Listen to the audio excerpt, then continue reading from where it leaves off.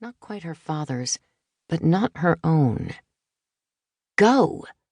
A hand slapped her shoulder, and Jodi broke free. She ran, soaked wet in 2 seconds flat. She ran, and all she saw were those mountains. 18 years at Jackson, and she never knew she was living in the mountains. From the exercise yard, she had only seen what was straight above, a sometimes gray, sometimes blue rectangular lid of sky.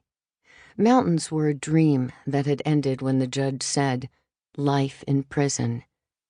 Mountains were far off, West Virginia, home.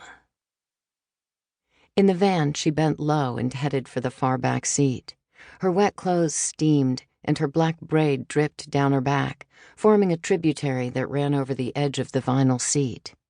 The other women squeezed in, their voices climbing one on top of the other, as if freedom had expanded their lung capacity. The van lurched, motor rising steadily as the wheels began to turn. Jodi held her plastic sack tightly in one hand, the other gripping the edge of her seat. She closed her eyes and felt the dizzy, sick sway motion of the wheels, the heat of close bodies, and their faint, oniony smell of fresh sweat. 18 years since she'd moved this way, moved in any way other than on her own clumsy feet. She leaned her forehead against the window, and an arm reached around her, red fingernails grasping the latch, and then the glass tilted open. She breathed in the cool wind, then turned to face a woman with strawberry lipstick and a tight blue blouse. Jodi, too, had changed out of her own numbered jumpsuit, but the clothes she wore held the same stink of institutional anonymity and came from the exact same place as that clown suit she'd worn for 18 years. An XL gray sweatshirt and a pair of stiff unisex jeans held precariously around her hips with a red plastic belt. Her mother, that distant voice that reached out across the telephone wires once a year, curdled with rage and pity and touched over with a strained Christian sympathy, had promised to send clothes. "What all do you need?" Jodi's mind had flooded with a wash of white noise, and she'd been unable to pinpoint her pant size, much less a preferred style. The package didn't arrive anyhow, never sent most likely, or perhaps not mailed in time. The decision for her release had come so abruptly, there'd been no real time to prepare. "Hot in here," the strawberry-lipped lady said, fanning her fingers in front of her face.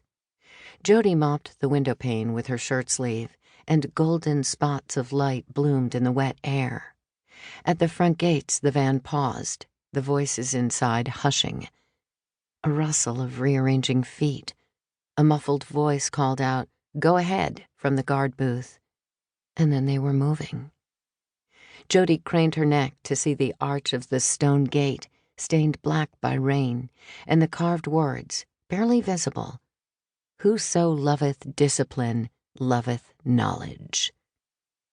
Proverbs, chapter 12, verse 1, she thought, surprised at her ability to recognize it.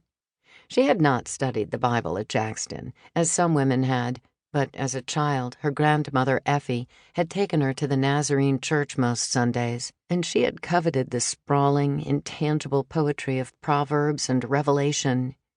"Whosoever brings ruin on their family shall inherit only wind."